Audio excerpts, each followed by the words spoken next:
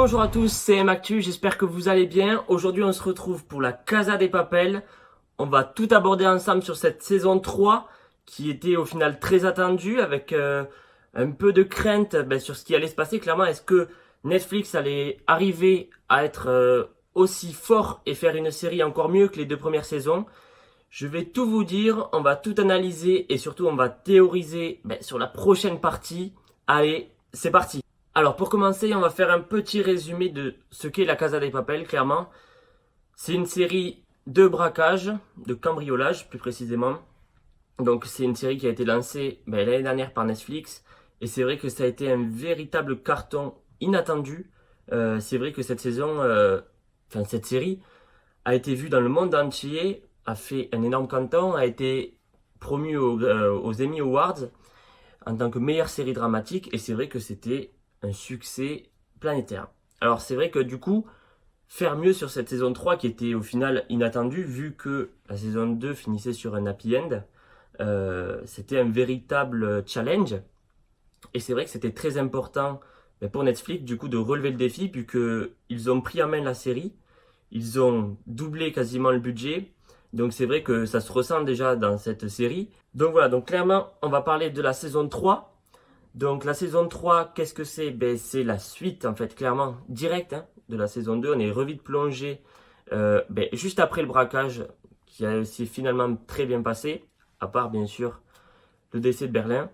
Mais dans tous les cas, la bande est réunie, ils vont traverser les eaux internationales et donc être entre guillemets libres et pouvoir partir chacun de leur côté pour du coup vivre leur paradis avec leur argent, etc. Mais malgré tout, c'est là que le plus dur commence, parce qu'il faut essayer de rester discret, il ne faut pas se faire remarquer, etc. Et c'est ce qu'on va voir, c'est ce qui va être au final le déclencheur de cette saison 3, qui est au final très bien amené, franchement on dirait au final que c'était une suite. Alors c'est vrai qu'on n'attendait pas de suite, mais ce scénario de la saison 3, pour moi je l'ai vraiment trouvé très bien. Il est vraiment très bien ficelé, et dès le début, on revient dans l'action. On retrouve les personnages principaux, que ce soit le professeur, Tokyo, Rio, Nairobi, Helsinki, Denver, Monica qui est devenue Stockholm, et aussi, à la grande surprise du reste de l'équipe, Raquel Murillo a rejoint du coup la bande. Et du coup, c'est vrai que c'est super intéressant de voir ça parce qu'au final, ils forment une grande famille. Et vous allez le voir, les relations dans cette saison 3 sont beaucoup plus mises en avant que dans les premières saisons. C'est vrai que dans les premières saisons, c'était le braquage qui était mis en avant parce que c'était vraiment le scénario complet. Mais là, dans cette saison 3, c'est vraiment les relations entre les personnages qui sont mis en avant. Il y a beaucoup de développement de personnages, des flashbacks, etc. Et c'est là que ça devient plus intéressant parce que on s'attache encore plus aux personnages. Alors moi qui étais déjà très intéressé par leur histoire et comment ils étaient développés, j'ai vraiment beaucoup aimé cette saison parce qu'on en a appris encore un peu plus sur chaque personnage au final. Et c'est vrai que c'était super intéressant de voir ça. Donc du coup, maintenant, on va parler du début de cette saison 3. Donc là, on voit clairement Rio et Tokyo qui sont sur une île déserte, qui vivent leur idylle, ce qu'ils attendaient en fait, vraiment. Donc avec leur petite, un peu des, je crois que c'était 150 millions d'euros chacun, donc il y a de quoi faire. Et du coup, on les revoit, sauf que Tokyo, comme à son habitude, clairement veut découvrir autre chose, veut s'en aller, veut retrouver un peu de sociabilité. C'est vrai qu'après passer 2 ans et demi sur une île déserte tout seul, ça doit être un petit peu compliqué. Donc dans le sens, je la comprends, mais c'est ce qui va déclencher au final le début de cette saison. Donc voilà, donc là on va vraiment commencer à parler de la saison 3. Donc si vous n'avez pas vu cette saison, je vous invite à quitter la vidéo. Mais clairement, je vous invite vraiment à la regarder. Si vous avez vu les 2 premières, cette saison est vraiment une très belle continuité. Il y a quelques incohérences, mais vraiment dans le sens complet de la série, c'est vraiment très intéressant. Et je trouve que ça a été très bien amené. Bon, mais du coup, maintenant, on va parler de cette saison 3. Donc là, ça commence très fort, avec comme je vous disais, toujours Tokyo qui fait les siennes. Et du coup, elle va vouloir quitter l'île. Et c'est à ce moment-là que Rio va lui donner. Il va être intercepté par les services secrets, par les services de recherche. Et du coup, ils vont le retrouver et le capturer. Du coup, ce qui va amener Tokyo à retrouver le professeur et à lui demander clairement de réunir la bande pour aller rechercher Rio.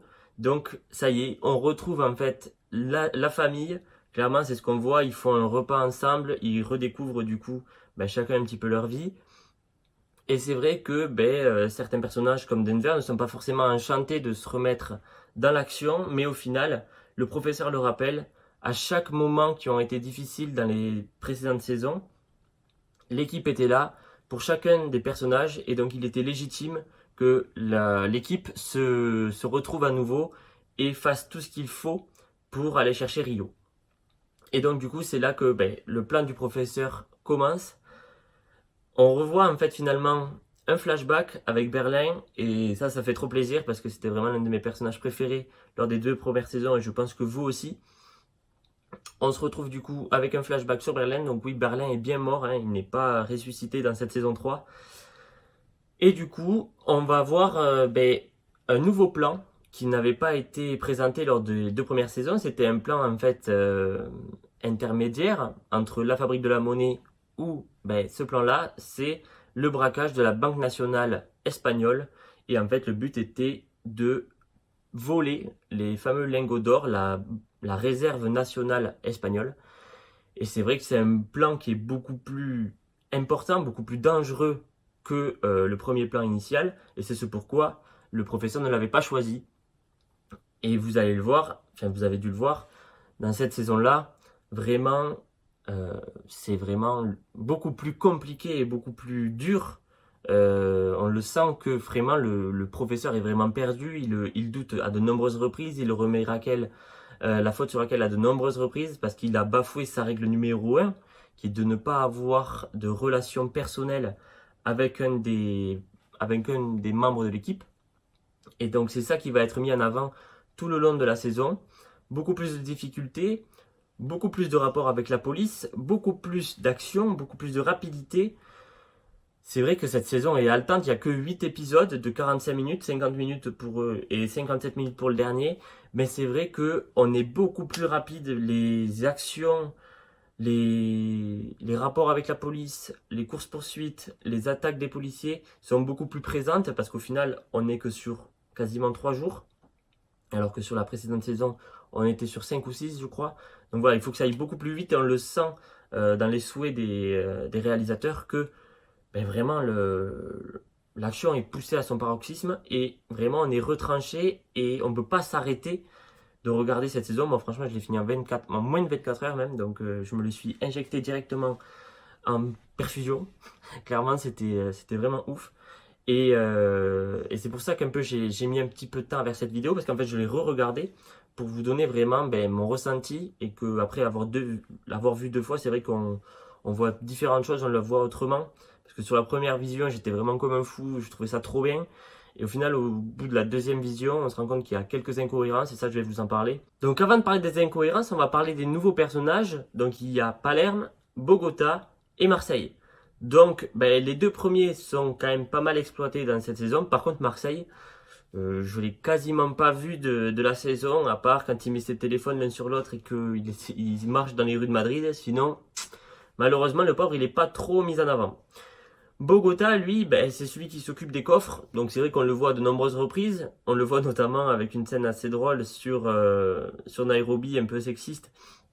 Et de toute façon, on le voit que le machisme et le sexisme dans cette saison et dans cette série est beaucoup mis en avant. Le machisme, etc. Je pense qu'il y a un point de vue aussi machisme espagnol. Malheureusement, c'est pour un peu révéler les faits de société. Mais dans tous les cas, c'est vrai que on se rend compte que ces 2 personnages-là ne sont pas trop mis en avant, alors que Palerme est clairement pour moi le remplaçant de Berlin. Alors, avec un peu moins de charisme peut-être, mais c'est vrai que c'est lui qui dirige l'opération, c'est lui qui connaît le plan, c'est lui qui a créé le plan, avec l'aide justement de Berlin et du professeur. Donc c'est vrai que c'est un personnage qui est beaucoup plus mis en avant, et c'est lui qui, dans la banque, gère un peu tout, s'occupe des otages, s'occupe de l'équipe et s'occupe aussi de gérer tout ce qui va être attaque policière et surtout la fin.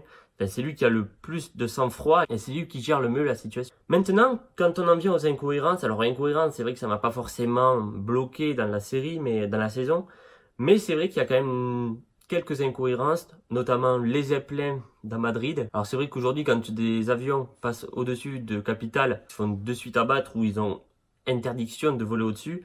Là, il y a une dizaine de zeppelins qui volent au-dessus de Madrid, au calme, tout se passe bien. Donc voilà, il y avait déjà ça. Ensuite, il y a le fait que Tokyo se présente devant les gardes alors que c'est un des visages les plus connus d'Espagne. Alors certes, il s'est passé 2 ans et demi, mais c'est vrai que ça aussi, il y avait une petite incohérence. L'incohérence au final du coffre. Alors certes, ils ont des camions, mais il y a quand même beaucoup de matériel. Donc après, c'est bien parce que c'est, comment dire, ça permet de faire le film. De toute façon, c'est une fiction, donc on a besoin aussi qu'il y ait des incohérences parce que si ça avait été vraiment réel, il aurait fallu 10 camions et 25 personnes. Donc au final, la saison n'aurait pas du tout été la même. Donc il y a besoin de ces incohérences, mais c'est vrai que ça peut un peu faire bizarre si on s'accorde vraiment à chaque détail. Donc voilà, pour moi, c'est vraiment les plus grosses incohérences. Parce qu'après, c'est quand même assez réel. À part, bien sûr, si aussi peut-être l'inspectrice Alicia qui marche marche devant la banque alors que techniquement, si ça se passait en réel, elle se ferait abattre directement par les gens enfin, par les braqueurs en fait. Donc c'est pour ça que c'est quand même assez délicat. Mais voilà, dans la majeure partie, c'est quand même assez réel. L'attaque des policiers, les infiltrations, les courses-poursuites, voilà, on est quand même dans quelque chose d'assez réel. Donc ça, c'est plutôt pas mal. Pour moi, après, les principales qualités de cette saison, c'est le fait qu'il y ait beaucoup d'action et le fait aussi que les relations soient mises en premier plan par rapport au braquage, ce qui était un peu moins le cas dans la première saison et dans la deuxième. C'est vrai que là, on voit beaucoup plus de relations justement entre cette famille qui se reconstruit, qui remet entre guillemets le couvert. On voit des actions un petit peu entre les personnages, Ryo, Tokyo, qui sont les principaux protagonistes de ces relations. Il y a aussi Raquel et le professeur qu'on voit beaucoup plus dans ce souci de ce professeur qui se sent coupable d'avoir enfreint sa première règle. Et c'est vrai que ça, on le revoit tout le long de la saison, jusqu'à même au moment où Raquel se fait capturer. On le voit que finalement, il est au bout de lui-même. C'est vraiment un désespoir pour lui. Et on le voit pour la première fois flancher clairement. Et ça, c'est quelque chose qu'on n'avait pas forcément vu dans la première saison. Parce que là, il y a cette relation avec Raquel qui fait qu'il est vraiment amoureux. Et qui fait qu'il est prêt à tout lâcher pour son amour au final. Et j'ai trouvé ça vraiment pas mal de mettre ça en avant. Tout comme Tokyo qui est au final prêt à tout lâcher pour Rio. Et même toute la bande qui est prête à presque se suicider en allant dans cette banque pour récupérer Rio. Et donc c'était vraiment très intéressant de voir toutes ces relations, même après les relations de Palerme, avec ces blagues un peu sexistes, ce côté homosexuel qui met ça en avant par rapport à Helsinki, par rapport à Nairobi, et par rapport aussi aux femmes qui dénigrent un petit peu, avec son fameux boum boum ciao. Donc ça c'était un petit peu comique, un petit peu burlesque, mais voilà, ça fait partie de la saison et c'est vrai que le côté des relations humaines sont beaucoup plus mis en avant et le braquage au final en lui-même est peut-être mis un petit peu en second plan, sauf bien sûr à la fin quand au final Nairobi se fait tirer dessus et que là ça part complètement en couille. Raquel se fait capturer aussi, même tuer selon ce qu'entend le professeur, donc même son propre jeu s'est retourné contre lui.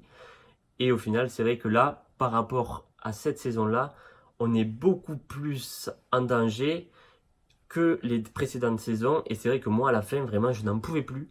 J'étais comme un fou sur la première vision. Donc sur la deuxième vision, bien sûr, j'ai un peu plus analysé. Et c'est vrai qu'on se rend compte qu'il y a certaines choses qui paraissent finalement logiques. C'est vrai que quand on regarde une deuxième fois, on s'attend au final à ce que Raquel ne se fasse pas tuer parce que ça paraît trop gros. Alors ce qui est un peu dommage, c'est qu'il le révèle. Alors c'est vrai que dans un sens, il y a deux écoles. Il y a le sens du on l'a révélé, du coup on est vraiment ennuyé pour le professeur qui ne le sait pas. Et dans la deuxième chose, c'est dit, donc du coup on est un peu dégoûté, on aurait voulu le savoir dans la prochaine saison pour laisser un peu de suspense. Mais bon, c'est vrai que là c'est les deux écoles, mais bon, cette version me plaît. Du coup pour le dernier épisode, c'est vrai qu'on voit qu'il se passe beaucoup de choses, et notamment le coup de génie de l'inspectrice Alicia, qui va piéger Nairobi jusqu'à ce qu'elle se fasse tirer dessus, donc là ça va foutre vraiment le bordel. Et au final ça va lui permettre aussi d'attaquer et de rentrer dans la banque, sauf qu'en même moment, pour le professeur, Raquel est morte. Et du coup, là, il en a vraiment plus rien à foutre, en fait. Clairement, il dit à Palerme que ça y est, il rentre en guerre et que maintenant, il faut vraiment montrer le vrai visage de cette attaque qui n'est plus un braquage, mais une déclaration de guerre. Et donc là, ça part complètement en couille avec Rio et Tokyo qui ont 2 bazookas et qui tirent sur le char. Et là, ben, on passe dans une autre dimension parce que ce n'est plus finalement les Salvador Dali qui sont là pour sauver les pauvres, aider les pauvres, leur envoyer de l'argent, etc. Mais là, ils s'attaquent vraiment directement à la police, ils tuent des gens, et donc là, ça passe à un tout autre niveau, et c'est justement ça qui est énorme dans ce cliffhanger, c'est que, ben, clairement, là, tout a changé. Là, on est passé sur une autre dimension, on le voit au visage de Rio qui pleure, au visage de Tokyo qui est complètement bouleversé, au visage de Palerme, enfin tous ils se rendent compte que là ils viennent de passer un cap en fait, clairement on vient de passer un cap et rien que vous voyez, rien que vous le dire j'ai des frissons, cette fin était vraiment énorme. Et donc pour moi la saison 4 s'annonce vraiment très très bien, je pense qu'elle va être encore mieux que cette saison 3 parce qu'on va avoir encore plus d'action et j'espère qu'il va y avoir un sauvetage de Raquel, mais bon après on rentrerait encore dans un nouveau sauvetage. Est-ce que le professeur va savoir qu'elle est vivante? Je ne sais pas. Est-ce que Nairobi va être vivante? Je ne sais pas, mais je pense. Clairement, c'est l'un des personnages les plus favoris avec Berlin de cette série. Donc je pense que clairement, on la voit un peu tomber dans les vapes et tout, mais quand même, ils ont un gros stock de médicaments. On l'a vu avec ben, le gouverneur de la banque qui au final fait clairement qui s'ouvre la tête derrière, qui saigne de partout, qui convulse comme ça. Et au final, s'en sort avec des agrafes, ils arrivent à le rafistoler et à mettre de la morphine. Donc je pense que Nairobi, ça va être un peu le même style. Le plus dur, ça va être de sortir la balle et qu'il n'y ait pas trop de dégâts à l'intérieur. Mais dans tous les cas, c'est vrai que cette saison 4 s'annonce énorme. Je pense que clairement, elle est déjà en tournage, donc je pense qu'elle peut arriver rapidement. Peut-être pas d'ici la fin de l'année. Et si c'est le cas, tant mieux, j'ai envie de vous dire. Mais je pense que ça sera plus pour un début 2020. Parce qu'il faut laisser un peu le temps de digérer celle-ci, de me faire monter un petit peu la pression, parce que bon, moi je l'ai vu en un jour, mais il y a des fois des gens qui la voient en 2, 3, 1 mois, 2 mois. Pour ce qui est de la saison 4, c'est difficile à prévoir ce qui va se passer, clairement, il peut se passer tellement de choses. Je pense que Nairobi va se remettre sur pied, le professeur va essayer du coup de se cacher, là il est tout seul, donc ça va être plus simple pour lui. Mais je pense que vraiment, il va se passer pas mal de choses. Je pense que Marseille aussi va avoir un peu plus d'impact dans cette saison parce que dans la saison 3, il a vraiment été quasiment inexistant. Et on le voit quand même que c'est un personnage froid, un personnage militaire. Et donc je pense le fait qu'il soit à l'extérieur a quand même un objectif. Je pense qu'il va essayer de contrecarrer les plans de la police d'un point de vue extérieur. Et donc je pense que vraiment sur ça, on va avoir lieu une confrontation entre les personnes de la police et l'équipe de la banque. Et je pense aussi que les citoyens vont avoir un rôle à jouer dans cette deuxième partie parce qu'on oublie quand même qu'ils sont 1 million autour de la banque. Alors c'est vrai que comment c'est filmé, on ne le voit pas vraiment, mais vraiment la banque est envahie au final d'Espagnols. Et donc je pense qu'il va y avoir un rôle à jouer avec, avec clairement il va y avoir un rôle à jouer avec ces citoyens. Je pense que le professeur va peut-être faire un message au final, comme à l'entrée, quand il avait fait un message sur les grands écrans de la ville. Je pense qu'il va faire aussi un message pour dire que ça y est, les flics ont tué Nairobi, ont tué Raquel, et qu'il faut se rebeller, parce que ça y est, c'est la guerre. Et donc je pense qu'on va vraiment partir sur quelque chose comme ça dans la saison 4, ce qui serait vraiment énorme. Mais bon, il va falloir attendre encore un petit peu pour que ça soit validé. En tout cas, j'étais ravi de vous faire cette vidéo. J'espère qu'elle vous a plu. Je vous souhaite à tous une très bonne journée. Je vous invite à vous abonner, à partager mon contenu, à mettre un pouce bleu. Vraiment, ça va m'aider. Il y a d'autres vidéos qui arrivent. Je suis bientôt en vacances, donc là, ça va être beaucoup plus rapide et il va y avoir beaucoup plus de vidéos, des let's play aussi. Donc, je reviendrai sur ça sur mon compte Instagram que vous pouvez suivre dans ma bio.